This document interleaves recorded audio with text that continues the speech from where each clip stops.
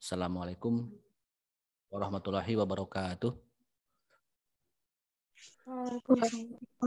Waalaikumsalam warahmatullahi wabarakatuh. Oke, selamat pagi ya kepada teman-teman semua di Prodi Gizi di FIK Unsil. Hari ini kita kembali bisa belajar ya ataupun melakukan aktivitas pembelajaran ya melalui pembelajaran tatap-tatapan ya. Jadi kita bisa tatap muka di sini ya. Makanya kalau Anda kangen pembelajaran tatap muka, tinggal tatap muka saya aja setiap waktu ya. Saya juga akan menatap muka kalian semuanya. Inilah yang namanya pembelajaran tatap muka ya. Oke, untuk mengawali perkuliahan, kita akan selesaikan materi etika ya, etika politik, pendidikan politik maupun bab 7 sedikit udah saya singgung sebenarnya di konten saya yang terakhir ya. Apakah mau dari saya yang mulai ataupun ada yang mau ngasih pembukaan? Atau saya tanya dulu lah. Mau ngapain di sini kalian? Ngapain coba?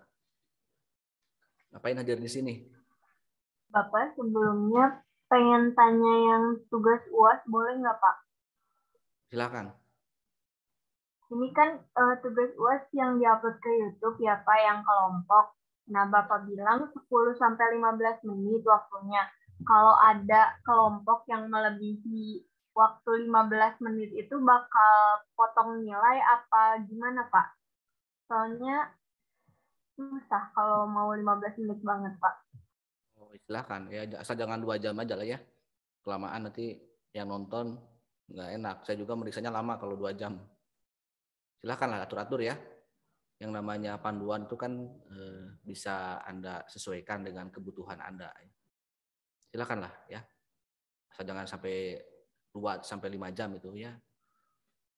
Panjang ting. Oke gitu paling dulu ya. Baik Pak, terima kasih. Oke, untuk memulai perkuliahan saya ingin tanya ya ke kalian semua yang mau mewakili ataupun mau yang sudah siap dengan pertanyaan saya. Mau ngapain di sini? Untuk apa kalian hadir di sini?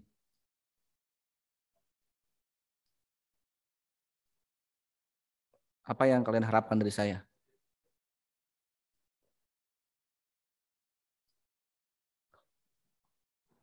Nggak ada harapan sama sekali.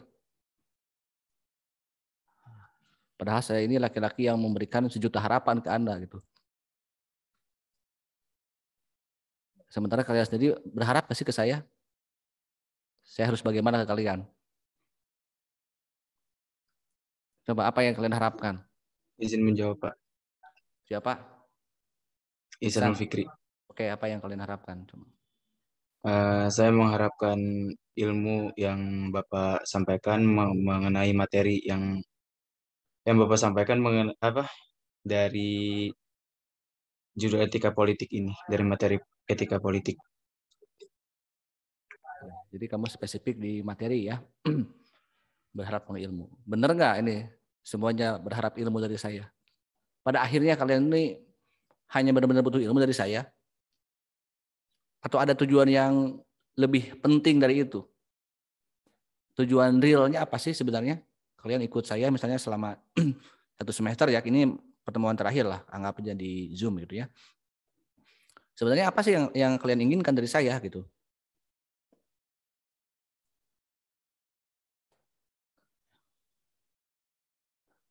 Coba.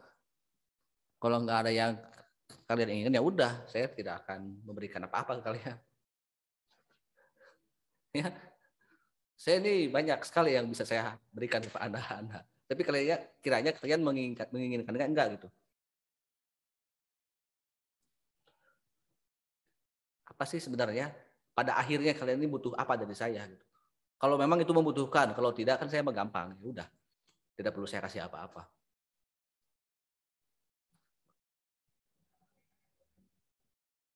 Tadi Mas Ihsan ilmu katanya ya. Kalau saya nggak percaya sih gitu, kalian butuh ilmu dari saya.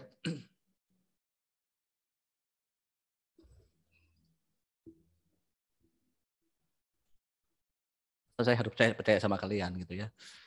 Gombal itu Isan ya, kamu itu barusan berharap ilmu.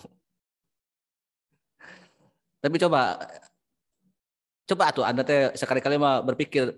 Saya mah kalau ngomong walaupun ke arahnya kemana, tetap aja saya akan berhubungan dengan materi gitu ya. Tentang etika itu apa aja yang dibicarakan dalam etika.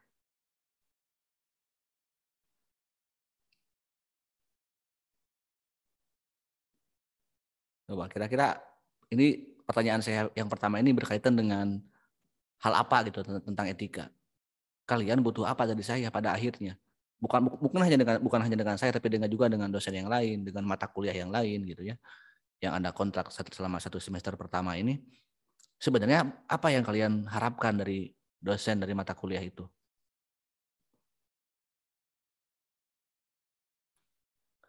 Coba ini yang dari etika dari awal ya, konsep awal dalam etika. Ini saya kasih bocoran.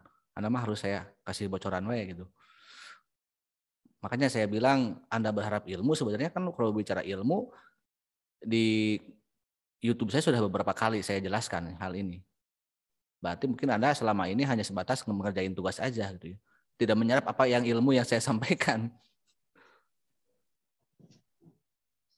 Coba apa? Atau memang nggak ada yang diharapkan, udah butuh ilmu aja, udah saya kasih ilmu. Mau ilmu teluh atau ilmu santet atau ilmu pelet. Saya kasih sekarang juga ya.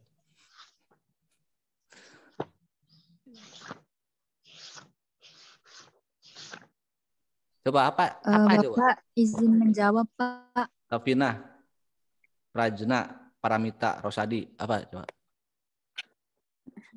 Ya Pak, menurut saya yang saya dan teman-teman saya butuhkan selain ilmu yang Bapak dan dosen-dosen lain berikan dalam mata kuliah yang kami kontrak, kita juga membutuhkan yang paling penting menurut saya itu adalah nilai, Pak. Oke, nilainya mau E atau D? Silahkan. Saya kasih 2 pilihan ya. Mau A aja, Pak.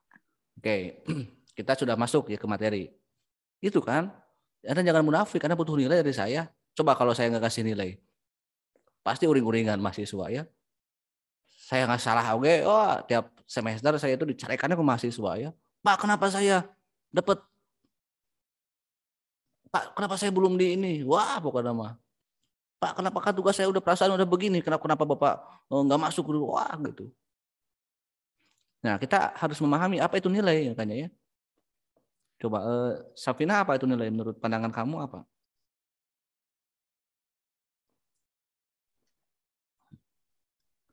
Menurut Safina nilai itu merupakan segala sesuatu yang berharga gitu Pak, yang ada dan ya ada angkanya, ada nilainya gitu Pak. Oke, betul ya. Jadi nilai adalah sesuatu. Berarti kalian itu adalah sesuatu bagi saya. Sesuatu ya. Anda harus bangga jadi sesuatu dari seorang dosen gitu. Sesuatu yang dihargai. Nah, ini sudah ada yang dihargai. Berarti nilai kalau spesifik kita tarik kepada akhirnya kalian butuh nilai. Kalau memang yang ini sepakat kan dengan Sapina bahwa kalian butuh nilai atau enggak ada yang butuh nilai? Cuma butuh perhatian aja dan kasih sayang misalnya, cukup.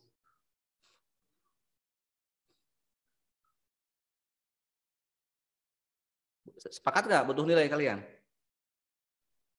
Sepakat. Pakat, Pak. Ya. Sepakat, Bapak. Nah, kalau Anda manai nilai itu kan dari sisi definisi saja sesuatu yang dihargai. Ya. Saya ulangi lagi ya. Kalau secara spesifik nilai mata kuliah, berarti nilai yang akan keluar dari seorang dosen kepada mahasiswa adalah harga dari kalian itu sendiri sebenarnya. Contoh misalnya ada seorang mahasiswi jarang masuk Zoom-nya, masuk kuliah katakanlah. Ini kan Zoom apa ruang kelas. Tugas tidak mengerjakan, ujiannya jelek semuanya. Tiba-tiba satu orang mahasiswa itu saya kasih A, sementara yang lainnya saya kasih D. Apa yang akan kalian lakukan kepada saya coba? Kalau seandainya saya berlaku seperti itu. Yang tidak ngerjain tugas, yang tidak masuk, yang ujiannya kurang saya kasih A, sementara kalian yang lainnya semuanya saya kasih D rata atau kasih E. Kira-kira apa yang akan kalian lakukan? Menerima ataupun senang hati? Gak apa-apa, saya mah dikasih E juga kan, saya udah dapat ilmu dari Bapak. Kan jawaban dari Fikri tadi kan ilmu katanya, hanya butuh ilmu, nggak butuh nilai. Kira-kira adil nggak saya kepada kalian? Tidak, Pak. Tidak, Pak. Ya pasti ya, saya bilang kan banyak yang galak kalau sudah menjelang penilaian akhir, banyak yang galak-galak mahasiswa. Wah Pak, gimana Pak kok belum keluar wah. Nah pertanyaannya ya, apakah untuk mendapatkan tapi kan kalau hanya dapat nilai saja kan saya dari awal gampang, udah aja, nggak perlu kuliah, nggak perlu ada tugas, nggak perlu ada materi gitu, udah semuanya saya jamin kalian, saya kasih nilai A. Tapi dengan catatan kalian semuanya ngasih uang ke saya 1 juta per orang misalnya. Kalau hanya dapat nilai saja. Kan gampang ya nilai mah. Berarti kalau kalian adalah sesuatu yang berharga ya, sebagaimana makna dari nilai itu, berarti coba renungkan gitu kan. Apa yang telah kalian perbuat selama 1 semester dengan mata kuliah saya khususnya, atau juga dengan nanti mata kuliah yang lain ya. Karena memang ada konsekuensi logis ya. Jadi penilaian dari dosen itu adalah tadi ada proses untuk mendapatkan nilai itu. Sesuatu itu kan banyak hal ya. Tadi kita berbicara sesuatu, katakanlah kontrak mata kuliah, itu sesuatu antara dosen dan mahasiswa. Kalian juga di sini perempuan ya, semuanya pakai sesuatu untuk menutup rambutnya, menutup mahkota perempuan. Apa itu? Sesuatunya itu. Ya. Yang on cam di sini semuanya pakai sesuatu penutup kepala, penutup rambut, kecuali Ihsanul Fikri dan saya. Ya. Kenapa coba kalian pakai itu dan apa nama sesuatu itu? Misalnya Sinta pakai warna apa ini ya? Saya buta warna. Ini warnanya menarik ya, warna-warni. Ada yang hitam, ada yang merah-merahan, ada yang abu-abu, ada yang putih, ya. Kerudung putih, ada lagu Rhoma Irama. Di balik kerudung putih gitu ya. Ya kerudung ya, hijab, bahasa istilahnya seperti itu. Apa coba yang membedakan antara kerudung yang satu dengan kerudung yang lainnya? Antara hijab yang satu dengan hijab yang lainnya? Kenapa beda-beda? Kalau hanya sebatas menutup kepala, menutup rambut, udah aja pakai spray ya. Lebih mau nggak spray ataupun hordeng ya, pakai menutup. Kenapa harus dengan didesain ya, dengan pilihan-pilihan warna dan corak yang beragam? Apa coba yang membedakan antara yang digunakan oleh Ranti, oleh Sinta, oleh Andin, oleh Arin, oleh teman-teman lain Siti misalnya yang pakai hijab? Kenapa? Apa yang membedakan coba perbedaan antara kerudung yang satu dengan kerudung yang lainnya? Halo? Dari warna mungkin ya Pak membedakan, terus sesuai kenyamanan masing-masing juga mau pakai model yang kayak gimana, warna apa kayak gitu. Oke, dari kenyamanan, dari model, jadi banyak sekali. Yang paling mudah coba yang membedakan apa? Dari nilai dari sebuah kerudung itu. Warna kata boleh sama, tapi ini beda gitu kan? Merek, Pak. Iya, merek. Harga, Pak. Iya, merek, harga tadi ya. Sinta merasa lebih pede, merasa seperti Ariana Grande kalau pakai kerudung, pakai yang 1 juta misalnya. Tapi Andin merasa sebagai soimah kalau hanya pakai kerudung yang 50.000 misalnya. Jadi ada derajat kualitas dari sesuatu ya. Itu benda ya, sesuatunya. Kembali ke masalah perempuan, karena saya ini senang mengomentari perempuan yang biasanya ya penuh dengan aksesoris kehidupan gitu ya. Coba benda lain yang menjadi keimpian Anda menggunakan apa? Salah satu mahkota mulia Anda ya. Barang berharga bagi perempuan itu apa sih biasanya? Cincinnya pakai kawat. Misalnya ya. Sampai giginya pun ada yang apa coba itu benda tersebut? Benda padat. Apa itu? Pakai anting, pakai gelang, pakai kongkorong, kalung. Apa Perhiasan, itu? Pak. Ya, perhiasan yang paling indah. Apa itu? Terbuat dari apa perhiasannya? Logam mulia, Pak, atau emas. Ya, emas. Mas apa? Mas Ihsan atau Mas Adi? Pemberian dari Mas Ihsan ya. Pemberian dari Mas Adi. Oke. Emas ya. Salah satu benda padat. Jenis batuan. Coba ini Arin. Ya, Pak. Oh, Arin. Indi, saya tanya Indi ini sama Arin. Apa? Bukan apa. Mana yang lebih berat? Emas 1 kilo dengan batu 1 kilo. Sama-sama, Pak, karena beratnya 1 kilo. Oh, 1 kilo. Yang membedakan apa? Bahannya aja. Bahan. Coba Anda misalnya mending pakai emas 1 gram di cincin Anda atau batu 20 kilo? Emas. Oh, nanti mah kayaknya lebih senang batu 20 ton ya. Gunung batu ke kampus daripada temannya pakai cincin yang 1 gram juga indah bagus, nanti pada ingin kelihatan mewah.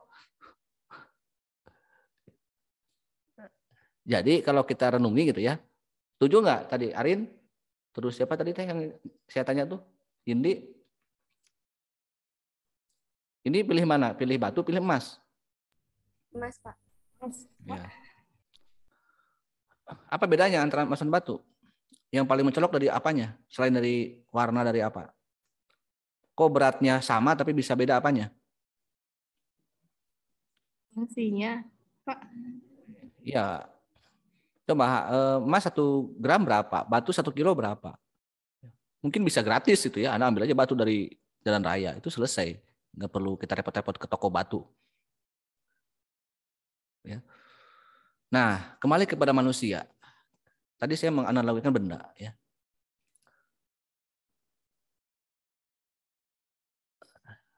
Kalau benda saja, barang saja itu bernilai dan berharga, pertanyaannya diri kita sebagai manusia, mau nggak bernilai? Mau nggak berharga kan gitu? Sebagaimana yang tadi saya analogikan.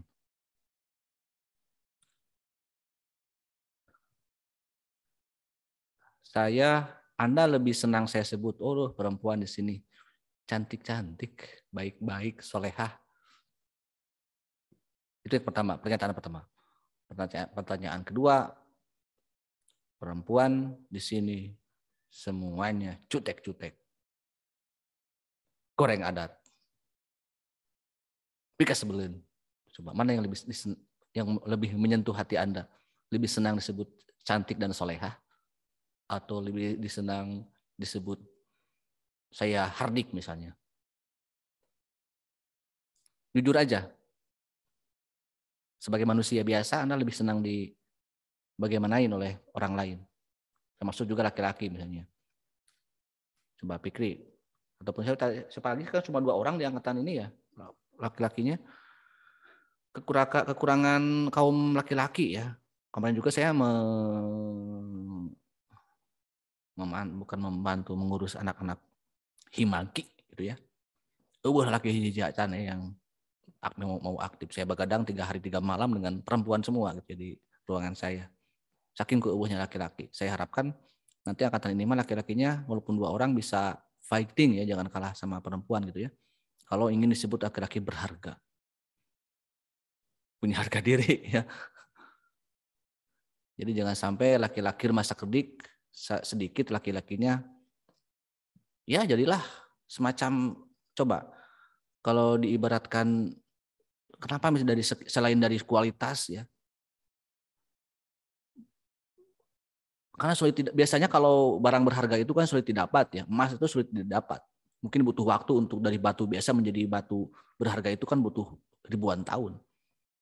Nah, saya harapkan dari anak-anak gizi, karena masih anak saya di program studi, karena saya home base-nya di prodi Anda gitu, walaupun saya ngajar di semua jurusan. Jadi laki-laki yang ada itu jadilah sebagai semacam logam mulia dalam kehidupan gitu ya. Jadi menjadi pemimpin, menjadi orang yang kreatif minority gitu ya. Ya, Ihsan ya. Dengan Muhammad apa tadi yang satunya lagi? Apalagi orang dekat kan ada yang, kamu dari mana sih Ihsan? Berasal? Saya dari Bangka, Pak. Bangka. Belum ke Jawa ya? Sekarang udah di Tasik. Udah di Tasik ya. Ya, Anda aktif gitu ya. Dengan teman-teman Anda. Karena memang penting. Oke, jadi kembali ya ke materi.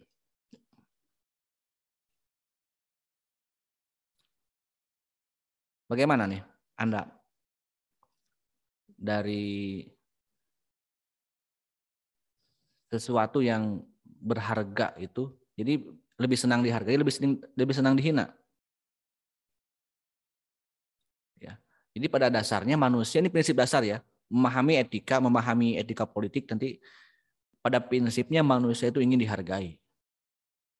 Ya, karena tidak ada orang yang dihinakan, direndahkan ya. Yang kan disebut dihardik ya, disebut tadi ya. Ya. Ya nggak enak lah ya disebut kata-kata yang kurang enak, kurang baik itu pasti nggak enak gitu ya, itu masalahnya.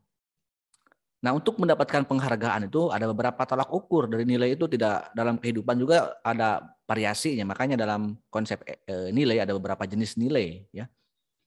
Nilai ekonomi, nilai intelektualitas, nilai sosial, nilai politik, dan nilai yang lainnya. Sesuatu yang dikejar oleh orang itu apa sih untuk mendapatkan penghargaan itu? Contohnya misalnya, orang berlomba-lomba mencari sesuatu untuk mendapatkan penghargaan dari yang lain. Apa coba contoh jenis nilai apa?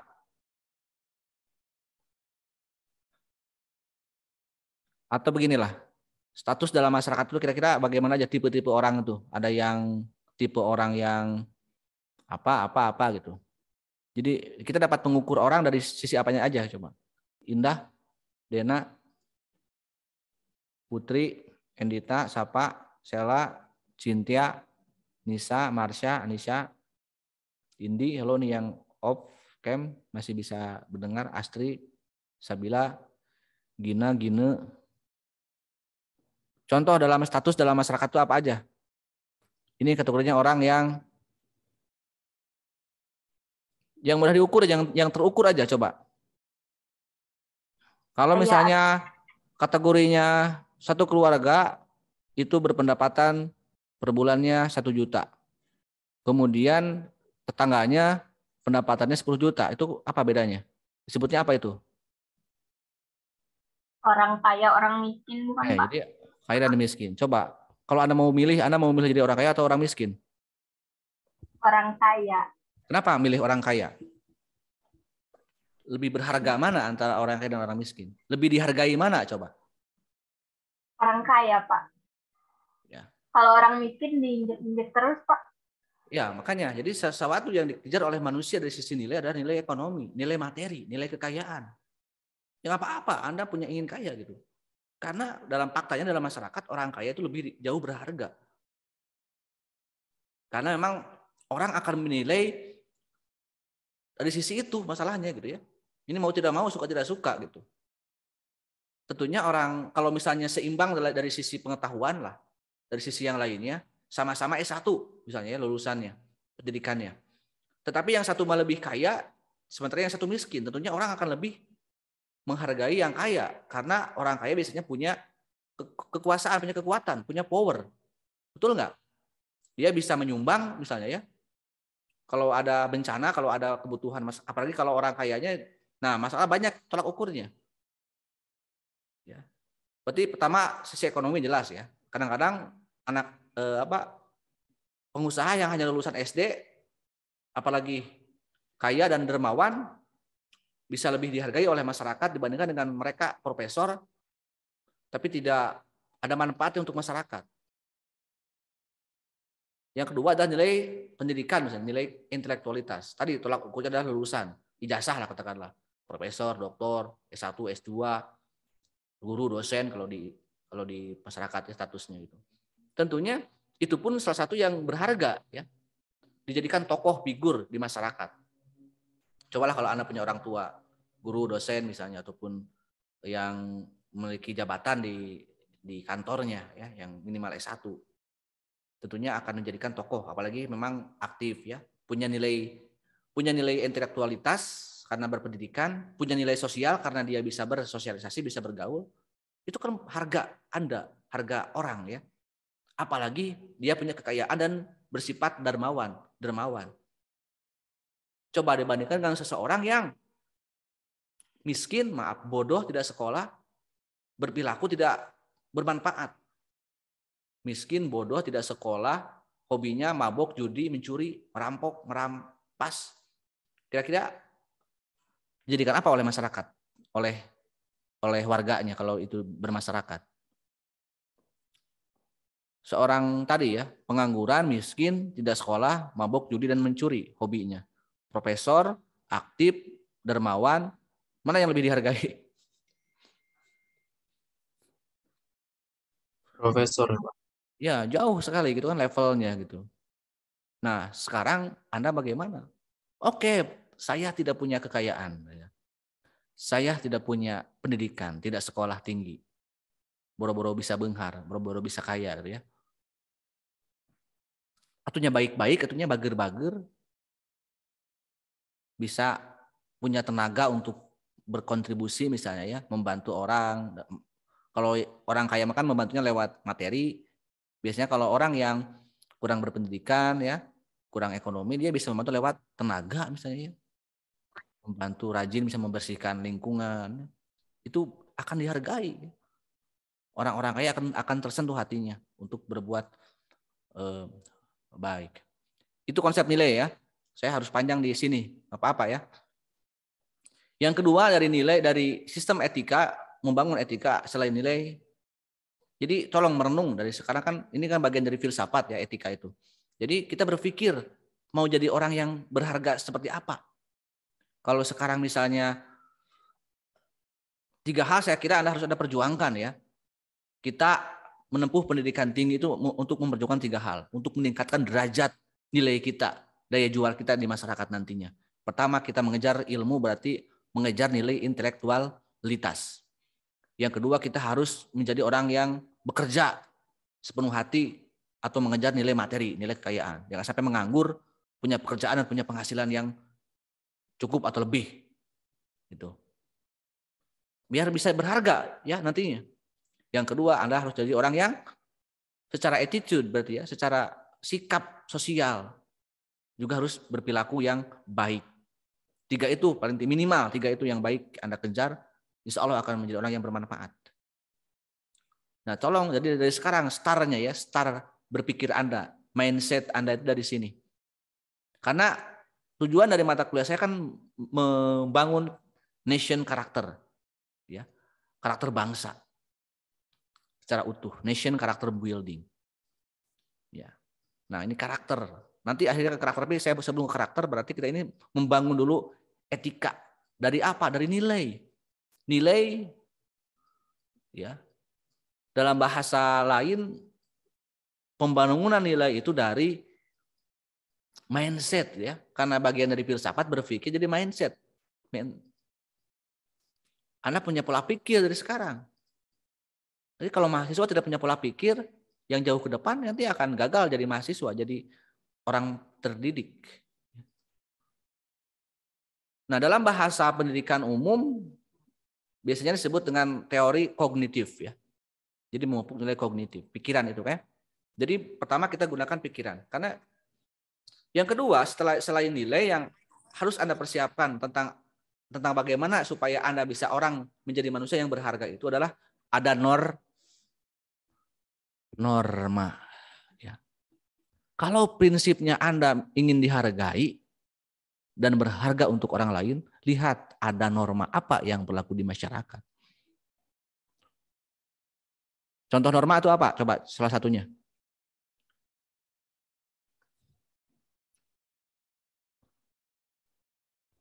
Contoh norma apa? Halo? Masih bangun? Masih hidup? Norma agama. Bukan, Norma Pak. agama. Apalagi? Norma Kesopanan, sopan santun. Ya. Coba, Anda ingin menjadi orang yang religius. Harapannya Anda dicap oleh teman Anda, dinilai sebagai orang yang religi. Tapi ibadah lagi tara ya kelihatan. Batul mah kalau orang lain mah kalau adzan teh langsung ajak teman-temannya sholat ya dengan baik. Yuk sholat bareng-bareng atau gimana mengingatkan. Atau paling dia dirinya sendiri lah mencontohkan dia selalu taat ibadahnya bagus ya. Perilakunya juga sesuai agamanya yang dianutnya. Jadi harus ada konsekuensinya. Berarti ada norma yang agama. Kata agama bagaimana kalau kita bertindak A, B, C, D. Anda mau dicap sebagai ingin dihargai karena Anda misalnya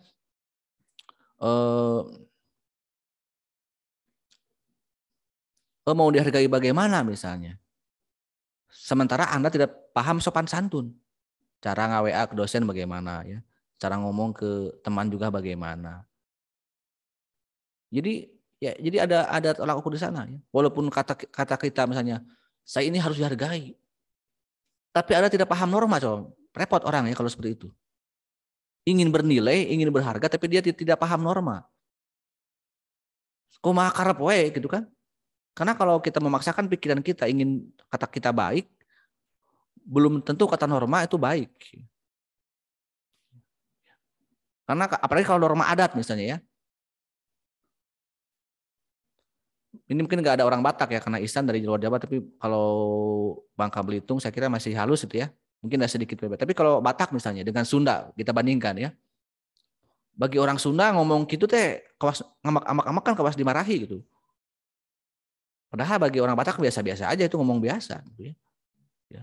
Kalau di luar Jawa, di luar Sunda mungkin kalau kita orang kumpul kita lewat biasa aja. Tapi kalau bagi orang Sunda kita sedang ngumpul orang di hadapan kita tiba-tiba lewat tanpa bilang punten atau apa akan tersinggung orang Sunda. Jadi banyak sekali ya apa yang harus kita hati-hati dalam bertindak ya, dalam berpikir. Karena ada norma. Jadi sekalipun kita punya prinsip kebaikan tapi kalau kita tidak paham apa yang ada dalam masyarakat disebut dengan norma. Karena norma itu adalah kesepakatan nilai gitu ya. Betul nggak? Kalau nilai kan sesuatu yang orang bisa berpandangan tersendiri. Tapi kalau norma itu hasil kesepakatan bersama. Norma adat ya berarti dalam sebuah adat ada kesepakatan nilai. Kalau ngomong nadanya seperti ini menurut masyarakat itu berarti itu kategori bahasa halus.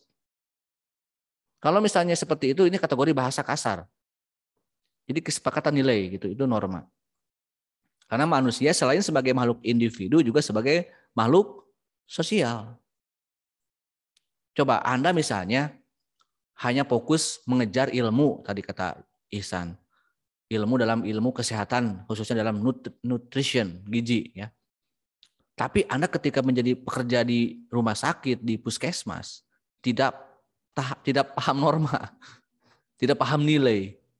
Cara Anda melayani pasien, tamu, rekan kerja, itu bagaimana? Padahal ilmunya bagus gitu ya, ilmu kesehatannya, ilmu gizinya. Kira-kira akan menjadi orang yang berharga nggak? Kan gitu. Akan dihargai nggak gitu? Jadi berat ya.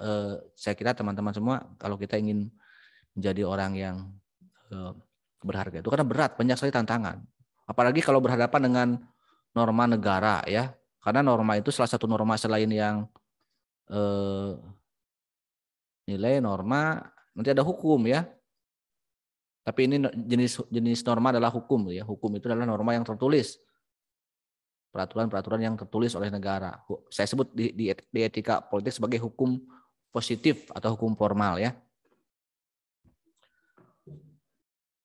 Nah, setelah manusia memiliki jiwa ataupun memiliki pikiran ya, bagaimana dirinya paham nilai, paham norma, maka akan terbentuklah apa yang disebut dengan moral. Moralitas.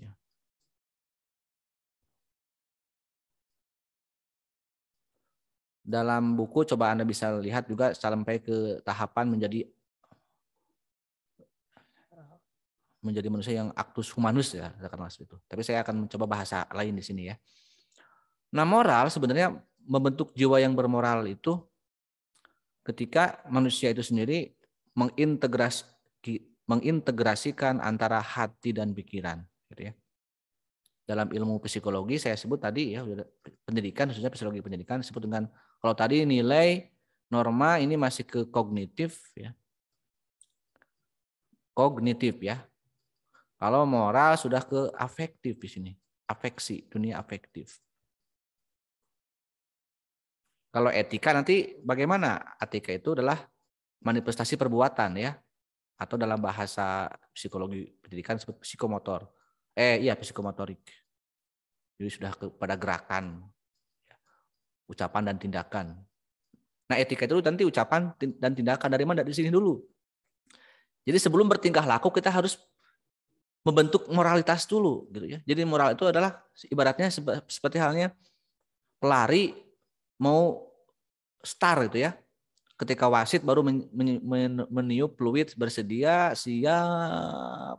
Kita mau bilang iya, sudah terbentuk. Kita mau lari seperti apa? Nah, moral adalah bekal dalam kita menuangkan sesuatu itu. Karena kalau sudah menjadi perilaku akan dilihat oleh orang lain dari apa itu etika. Nah, akan ditilai dari sisi baik atau buruk perbuatan kita itu.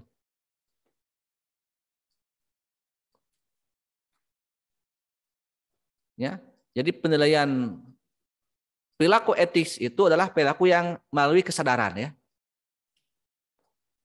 Nah, kita harus paham bahwa pendidikan merupakan upaya sadar untuk menyadarkan orang. Apakah mau jadi orang yang baik atau menjadi orang yang buruk. Itu pendidikan ya. Makna pendidikan. Inilah pembentukan etika moral itu dari sini dulu.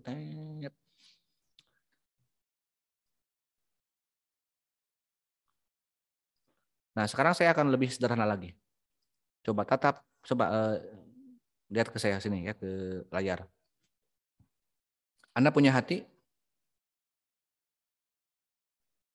Anda punya pikiran? Bisa nggak kalian gunakan kedua-duanya? Bisa nggak? Apakah setiap waktu, setiap saat kita mampu nggak untuk menghadirkan pikiran lalu hati, lalu baru berbuat? Semua orang kira-kira seperti itu nggak?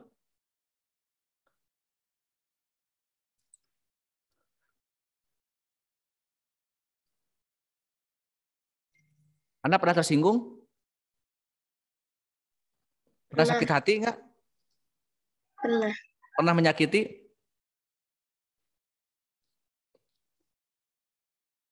Pernah menyakiti? Rosa, Persawati, kapan kamu terakhir patah hati?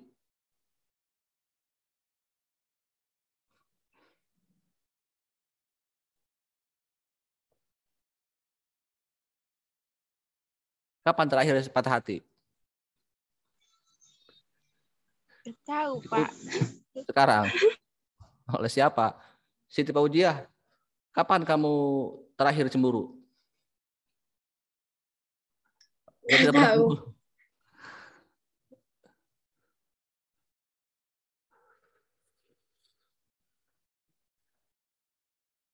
Coba, saya ngetes juga ada ya. Maaf ya, Ihsan. Ihsan seolah-olah ada perempuan yang ngomong ke Ihsan. Kalau saya di sini kan laki-laki, saya akan ngomong ke perempuan. Siapapun itu ya, saya bilang ke perempuan di sini karena di sini perempuannya cantik-cantik, saya melihat perempuan di gizi C dan D ini, B ini cantik-cantik. Saya bilang, aku cinta kamu. Kira-kira ketika saya menembak perempuan, coba ada berapa kemungkinan jawaban dari perempuan tersebut?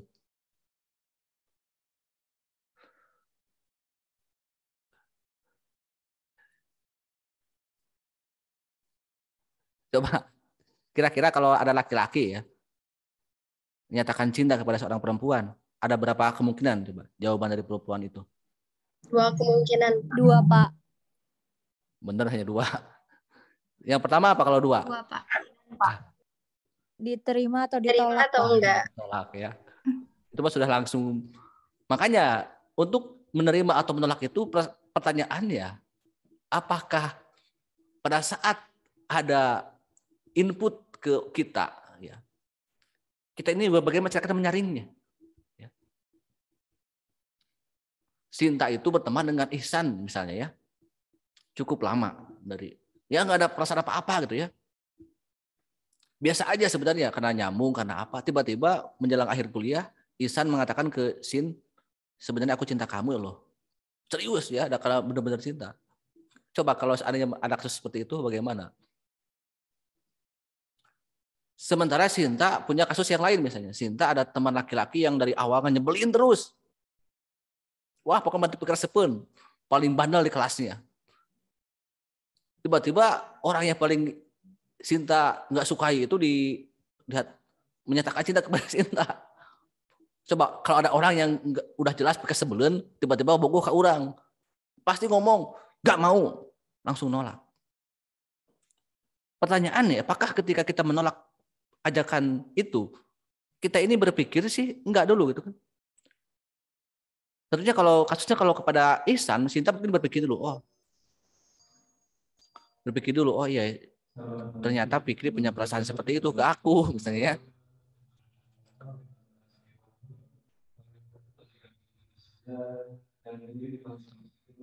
Bentar ya, ada break dulu di Unsil.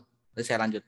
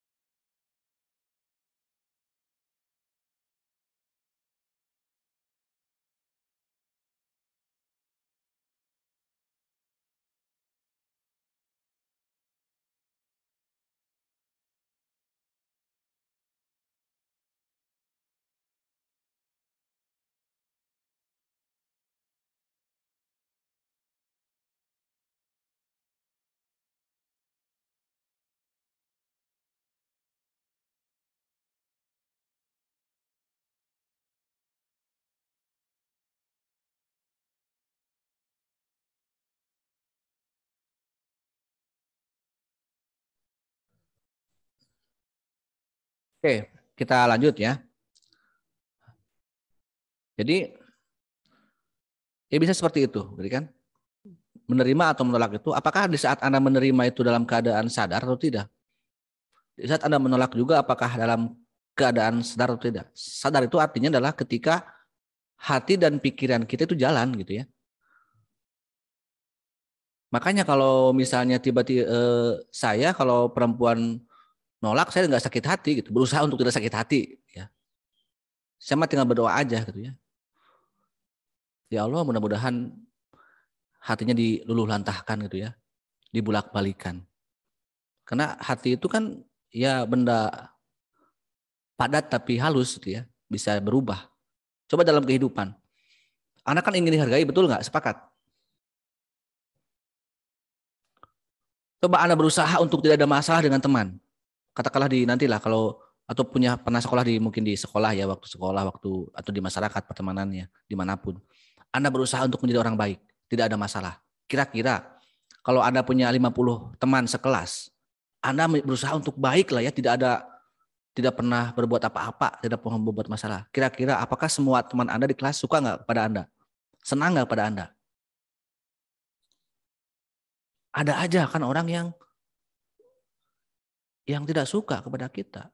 Nah ini kita kembali kepada makna dari manusia itu kan yang di minggu lalu udah saya sebutkan sebagai makhluk yang misterius gitu ya. Jela dengan Endita pas bertemu di pertemuan pertama, klop, ya, langsung nyambung jadi soulmate. Jadi percaya, sangat saling percaya gitu ya. Semua rahasia-rahasia Jela ke Endita disampaikan, sebaliknya juga. Tiba-tiba seminggu kemudian rahasia-rahasia Endita itu diketahui oleh satu kampus. Karena Endita membocorkan semua rahasia. Coba kalau seandainya ada orang berperilaku seperti itu, ya, udah tahu kita itu percaya soulmate gitu ya, tiba-tiba manja nggak kira-kira pertemanan dengan orang seperti itu? Ya. Jadi jangan mudah percaya sama orang. Jadi yang wajar-wajar saja. Jadi kalaupun Anda percaya suka pada orang, jangan terlalu suka. Kan saya bilang seperti itu kan ya di terakhir ya. Kalau Anda memang membenci pun jangan terlalu benci. Kalau Anda benci ke saya sebagai dosen jangan terlalu benci gitu ya. Bapak mah ngajar teh lama, loba tugas, bika sebeneun lah. Teu jelas ngajar ke naon kayak ya. Tolong Anda jangan terlalu membenci saya. Karena kalau Anda membenci saya, Anda juga akan suka sama saya, akan jatuh hati pada saya. Jadi Sinta ya, kamu jangan terlalu jaim sama orang ya. Lihat laki-laki kamu wah baud we ya. Teresep kan kalau laki deh ya. Kamu nanti akan dibalik-balikan oleh Tuhan, oleh Allah ya. Orang yang kamu benci akan jadi jodoh kamu. Coba akan seperti itu. Nah, ini bagi laki-laki tolong mentalnya harus kuat gitu ya. Jadi jangan kalau udah hanya ditolak perempuan malah itu mah urusan kecil ya, Ihsan. Makanya harus rajin berdoa dari sekarang. Ya Allah, kalau ada lihat perempuan, kalau itu memang jodoh saya, yang terbaik buat saya, tolong ya Allah jodohkanlah. Kekeh dah ya kasih eta. Tapi kalau memang dia bukan jodoh saya, Tuhan, tolong jodohkanlah. Paksa we. Dan nanti juga akan lambat laun akan luluh lantah hati orang itu ya. Jadi nggak ada yang tahu ya hati orang itu. Ya, coba kalaupun Anda percaya sama teman, benar nggak teman Anda itu seperti itu? Kan kita nggak tahu. Jadi nanti juga akan kecewa ya. Pada akhirnya kalau kita terlalu tergantung sama orang, kita akan kecewa. Ya. Oke, jadi itu salah satu hal ya dalam proses kita menjadikan kita mengeluarkan manifestasi perbuatan kita, kurang lebih seperti itu ya. Ada hati dan pikiran ya. Tinggal bagaimana ya hati dan pikiran kita ini nanti akan dibawa ke arah kebaikan atau ke arah keburukan. Nah, kalau kita sudah mengeluarkan sesuatu hal baik buruknya ya, apa yang disebut dengan perbuatan psikomotor ataupun etika lah istilahnya, nanti akan menjadi karakter di sini. Nah, apa itu karakter? Karakter adalah, coba sebelum saya ke sini saya mau nanya aja satu persatu lah yang bisa menjawab. Saya yang nanya yang on cam aja lah, yang off cam mah gak enak ditanyana, atau ngecek dulu yang off cam ya. Alfi hadir nggak? Alfi Paujiah. Hadir Pak. Alfi, kamu coba kalian semua berpikir nilai diri Anda. Kalian orang bagaimana? Orang yang seperti apa? Kira-kira Alfi kamu karakternya bagaimana? Menurut kamu ya, bukan menurut orang lain.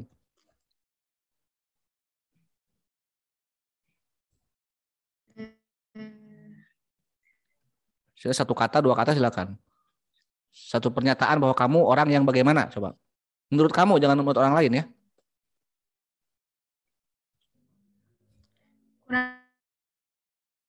Narsis? Kurang percaya diri, Pak. Kurang percaya diri ya. Enggak pedean. Oke. Ihsan, kamu orang yang bagaimana? Menurut kamu ya? Ihsan Fikri? Ihsanul Fikri?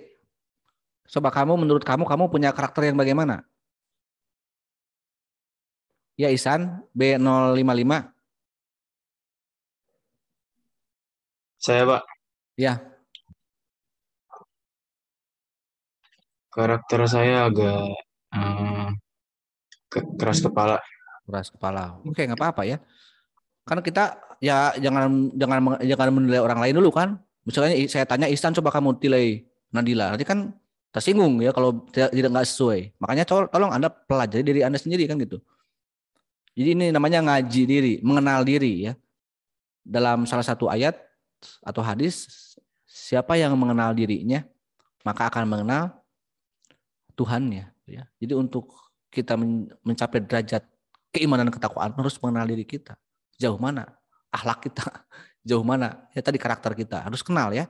Cintia, Bunga.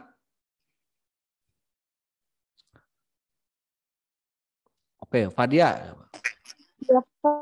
Oh, Cinta coba langsung aja jawab.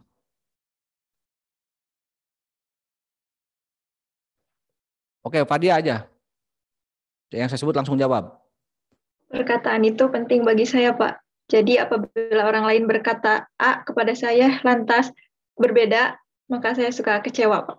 Oh, jadi kamu harus tepat janji gitu ya. Oke, Acaya, Early, orang normatif berarti ya. Kalau sisi karakter seperti itu.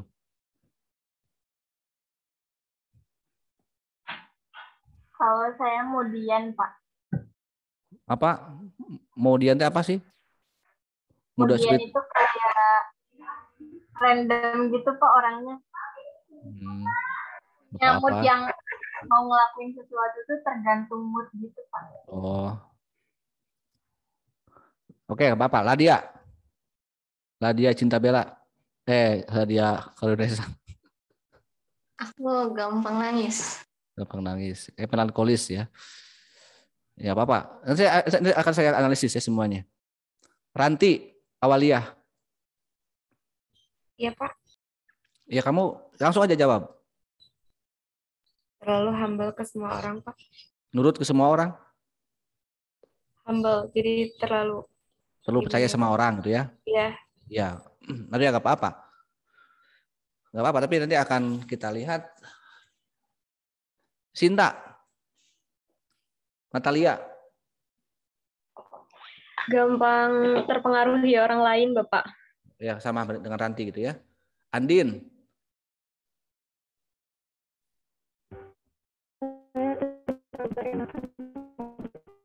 Nggak senengan? Nggak enakan. Nggak enakan ya. Jihan, coba. Kalau saya lebih nggak suka kalau diganggu gitu, Pak. Ganggu. Inginnya kamu menyendiri ya, dalam sepi. Siti, Elilah. Kepoan, Pak. Jadi rasa ingin tahunya tinggi gitu, Pak. Oh, jadi kepo gitu ya. Kamu mungkin kepo ke saya, Bapak ini sebenarnya masih lajang atau enggak kan gitu mungkin.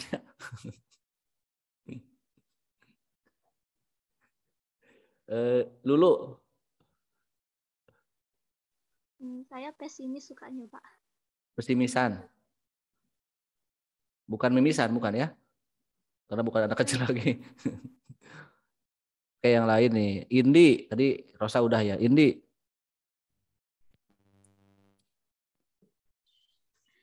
Saya orangnya tidak banyak bicara, Pak. Jadi kalau bicara yang penting-penting aja. Oke, penting-penting aja. Isma. Tertutup. Tertutup. Auratnya atau sikapnya? Sikapnya, Bapak. Oh. Auratnya bisa terbuka ya? Auratnya juga tertutup. Kalau dengan murimnya harus terbuka nanti. Siti Aujiah. Ya udah tadi Siti, udah belum? Belum, Siti apa? Orangnya kurang percayaan diri, Pak. Oh, banyak yang kurang pede ya. Nanti akan saya kasih tips supaya pede ya. Arin. Kalau saya orangnya mirip Fadia, Pak. Kalau udah dijanjiin sesuatu tuh harus kayak gitu. Ya. Saya janji kepada Anda dalam satu purnama kita bertemu. Terus nggak jadi, berarti kamu kecewa sama saya. Alfi. Iya, Bapak. Kalau saya suka kebebasan, Bapak. Oh, jadi Ya, nggak apa-apa ya. Bebasin aja hidup lu ya, beban hidup Anda. Jangan dipikirin. Emang dia gitu kok orangnya. Alpi. Iya, Bapak. Alpi yang satunya lagi. Paujia. Udah kan Pak tadi? Udah, oh iya. Mau lagi? Enggak ya. Nadila. Udah belum? Belum, Pak. Apa? Sering tidak enakan pada orang lain. Banyak yang nggak enakan di sini, hampir satu tipe ya. Makanya satu jurusan di sini, satu tipe semua. Mayoritas seperti itu orangnya. Astri. Aneh, Pak. Aneh. Rasa kamu orang aneh ya. Sarah? Udah ya? Belum, Bapak. Apa? Kalau saya orangnya pragmatis, Pak. Apa? Pragmatis, jadi kurang suka nimbrung ke masalah, lebih suka menghindar gitu. Oh, menghindari masalah ya. Menghindari masalah tanpa masalah ya, kayak pegadaian gitu. Oke. Jadi dari karakter yang Anda miliki misalnya ada yang pendiam, ada yang tadi kurang percaya diri, ada yang keras kepala. Nah, kenapa bisa muncul perilaku seperti itu? Nah, kita lihat ya, sebenarnya kan setiap manusia itu punya potensi apapun ya. Baik buruk itu punya potensi. Kita punya potensi untuk keras kepala. Kita punya potensi untuk tadi ada yang melankolis. Mudah tersinggung, mudah menangis misalnya. Tetapi apakah ketika Anda mengaku orangnya sering bersedih misalnya, apakah Anda tidak bisa tertawa? Kan pasti itu juga Anda bisa tertawa kan gitu. Suatu saat ya. Ketika Anda mengaku keras kepala misalnya, apakah Ihsan tidak punya hati? Ketika Anda mengaku orangnya pendiam, apakah kamu nggak bisa cerewet? Bisa gitu kan? Nah, kenapa bisa memiliki karakter yang seperti itu? Karena karakter adalah perilaku yang dominan. Ya. Kalian bisa sedih, bisa bahagia, tapi yang akan keluar dalam diri Anda itu sedihnya atau bahagianya. Berarti kalau Anda sedihnya, berarti Anda karakter dari melankolis. Tapi kalau misalnya Anda yang dominan keluarnya rasa bahagianya, berarti Anda orangnya ceria. Kalau Anda misalnya ngomong terus aktif, bawel, cerewet, karena yang dominan Anda cerewet ya bawelnya. Dan Anda pun pasti bisa untuk nahan diri sesekali. Ya.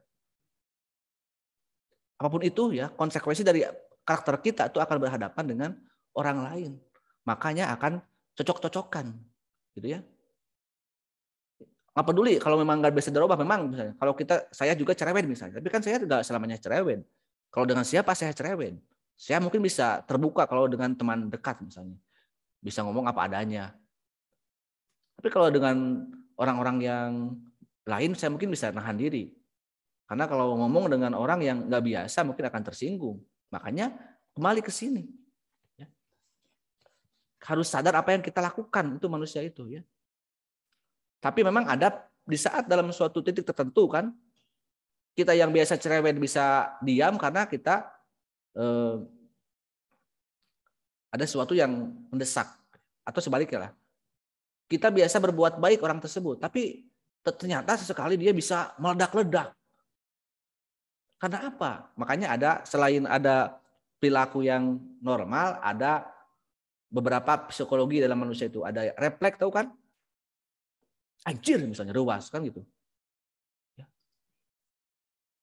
Jadi ketika Cynthia nolak saya itu belum tentu Cynthia itu nggak mencintai saya, tapi rewas kaget, anjir si bapak tiba-tiba nembak saya misalnya. Kan rewas kaget, ya. Atau mungkin sedang marah, sedang belum selesai dengan urusan dengan yang lainnya, dengan orang yang lainnya gitu. Jadi harus dalam keadaan bagaimana kita bertindak, ya. Tapi saya kira seperti itu ya. Jadi ada kalanya manusia yang biasanya baik bisa kurang baik, atau sebaliknya yang biasanya penjahat apakah selamanya akan jadi jahat enggak? Dia punya hobi mencuri, apakah selamanya dia akan mencuri? Kenapa coba para pencuri mayoritas mencuri di dalam sebuah tempat malam misalnya, para perampok itu? mencuri rumah, kebanyakan ini ya, bukan berarti ini. Kenapa misalnya nggak selamanya aja dia mencuri, dimanapun ada barang dia curi? Karena pasti dia berpikir dulu kan, di mana dia yang tepat untuk mencuri. Tapi kan orang-orang jahat, perampok, penjudi, penjara, koruptor, mereka hanya berpikir saja. Coba kalau seandainya mereka punya skill untuk mencuri karena butuh barang, butuh materi, untuk nilai materi itu ya. Coba kalau hatenat pakai nuraninya. Saya butuh uang, saya butuh harta gitu ya, secara materi itu ya, secara nilai. Makanya saya bagaimana caranya nih? Oh, nanti malam orang-orang kaya sedang nggak ada di rumah. Kita sidak ke rumahnya, kita ambil, pindahkan dari rumahnya ke rumah kita misalnya. Karena mereka hanya berpikir, ya, skillnya tidak menggunakan ini. Kalau coba hartanya, oh kira-kira kalau kita mencuri, kita korupsi, kita untung. Mereka bagaimana nih yang dicuri, yang dikorup? Mungkin akan kehilangan barang yang sudah mereka perjuangkan selama berpuluh-puluh tahun. Jadi ya gunakan itu. Oke, itu ya. Siap mau jadi orang baik? Ya. Itu berat gitu ya. Jadi sebaik-baik apapun perilaku kita akan berhadapan dengan orang yang akan menilai diri kita. Ya. Makanya jangan terlalu berharap ya sempurna pada orang itu. Oke, sampai situ silakan. Sekarang giliran Anda. Dari sekian bahasan-bahasan yang saya uraikan sampai ke etika politik, apa yang Anda akan tanyakan? Walaupun di sini ada pertanyaan dari Rianti ya. Dari Giji B ada Rianti di sini, Rani Triani.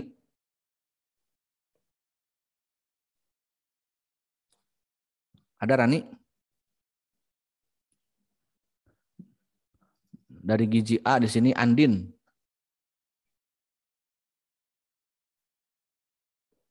Ada Andin? Andin Rahadewi? Halo? Andinnya hadir nggak? Saya baca pertanyaan dari Andin. Nggak ada. Raihani Amanatun Azizah. Ada? Raihani?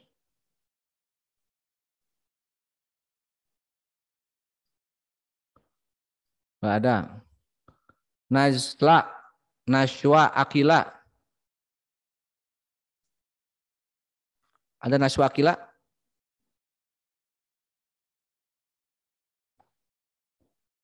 Coba yang saya melihat apa yang Anda tanyakan di materi etika politik ya. Tapi kalau nggak ada orangnya, apain juga saya bahas. Coba siapa yang karena saya yang nampak aja yang nampak saya baca. Coba yang Iya, Pak. Siapa ini? Nashwa Akila. Kamu masih ingat pertanyaannya tentang etika politik yang Anda tanyakan di konten terakhir?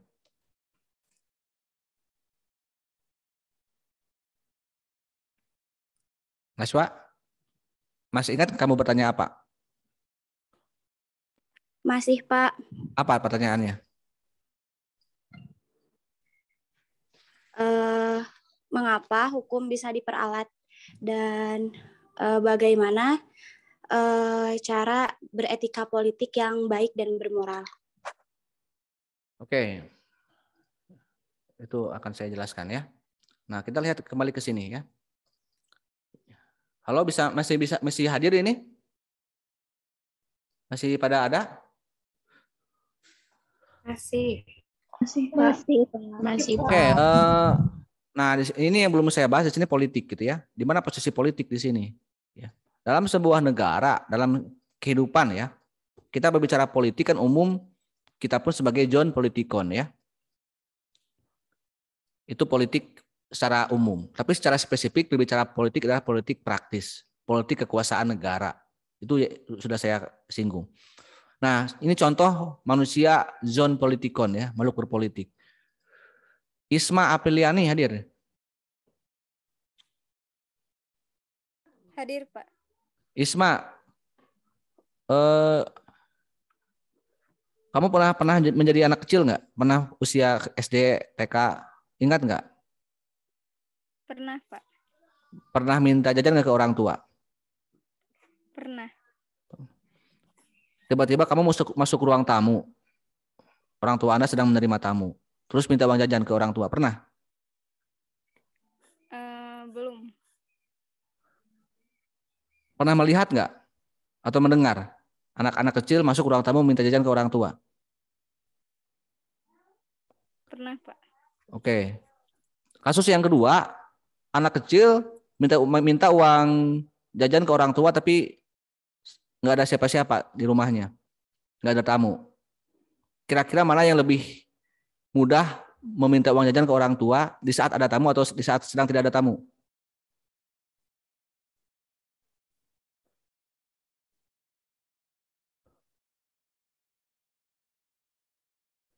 Coba, ada yang bisa jawab? Kira-kira mana orang ya? Di saat ada tamu, Pak. Kenapa? Orang tua akan lebih biasanya orang tua nggak enakan gitu kalau ada tamu. ya. Jadi kita ya gampang buat mintanya. Jadi nggak enak. Pengalaman sih kayak gitu. Ya bisa kalah kan?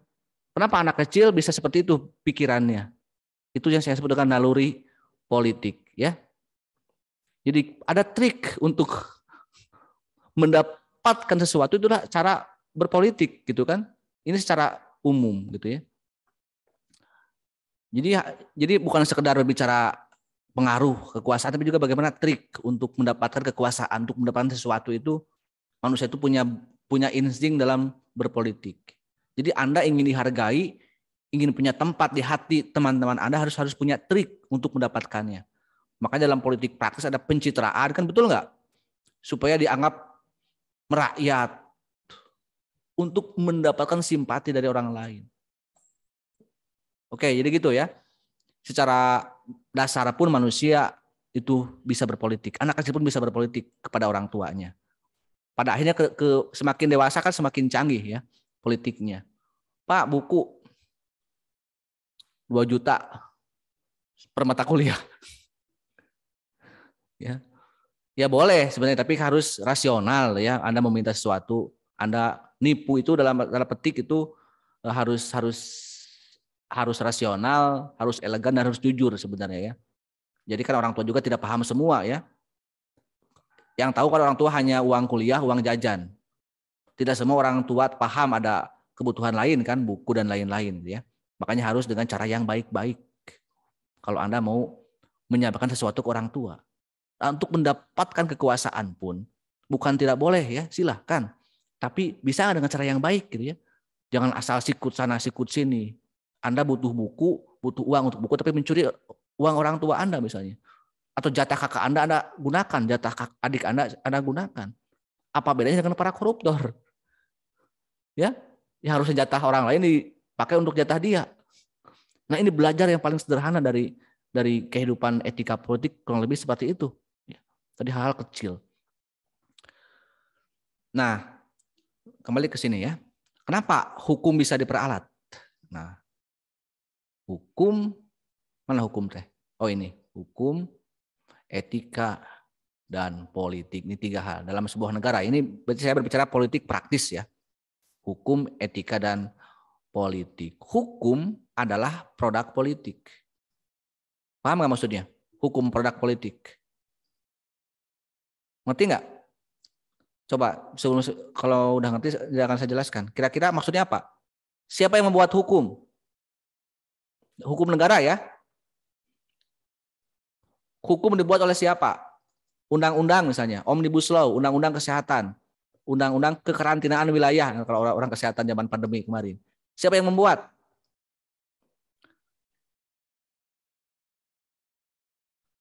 Siapa yang membuat?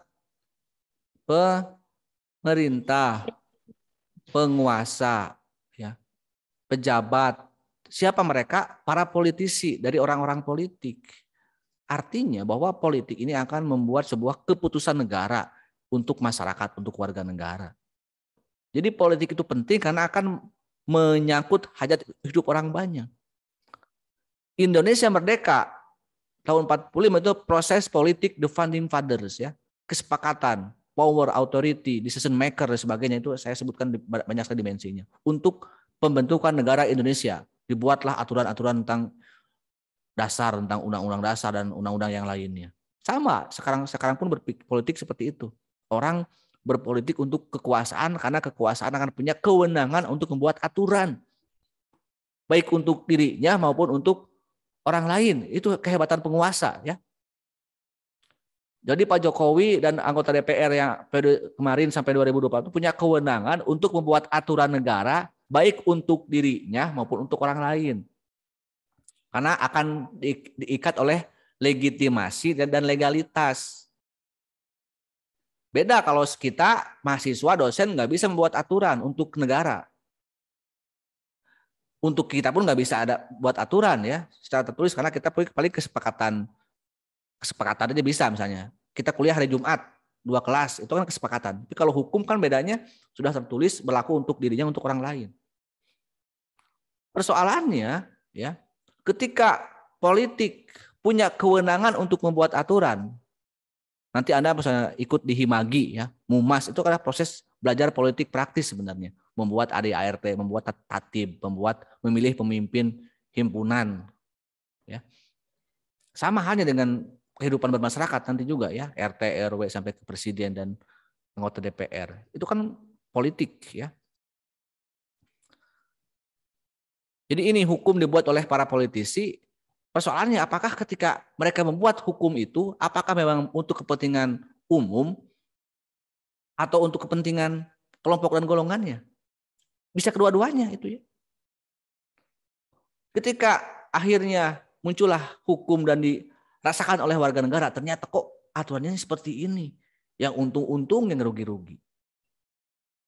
Tidak ada keadilan dalam sebuah negara karena hukum dibuat untuk kepentingan golongan yang pembuat hukumnya, yaitu para politisinya, para pejabat yang berwenangnya. Omnibus Law yang kontroversi misalnya ditolak oleh anak STM, oleh akademisi, di demo habis-habisan. Tetap aja ya, tutup telinga, tutup mata, tutup hati presiden dan DPR. Akhirnya MK membatalkan dengan ragu-ragu membatalkannya pun. Padahal itu undang-undang yang sangat bermasalah, merugikan buruh, merugikan para pekerja, dan menguntungkan asing serta pejabat yang bermain dengan asing. Itu contoh hukum yang bisa diperalat ya, yang secara politik. Kalau memang hukum bisa seperti itu, kenapa ya? Jangan-jangan ya kita menjadikan para politisi itu proses politiknya tidak beretika, gitu kan? Mereka hanya yang penting kekuasaan didapat, ini mah nggak perlu moralitas mah. Kan saya di awal politik itu bisa mengesampingkan etika, karena pada akhirnya manusia itu mengejar kekuasaan, harta, jabatan ya, dan lain-lainnya. Sehingga jangankan hukum ya, jangankan etika yang hanya sadar atau tidak sadar ya kalau etika itu. Betul nggak? Yang aturannya tidak tertulis etika itu. Hukum pun yang sudah jelas-jelas paksaan. Nah, hukum kan ini paksaan. Ini juga tolong pahami ya, perbedaan antara hukum dan saya sering menanyakan di sini di UAS. Bedanya antara hukum dan etika, kalau hukum adalah paksaan, kalau etika adalah kesadaran.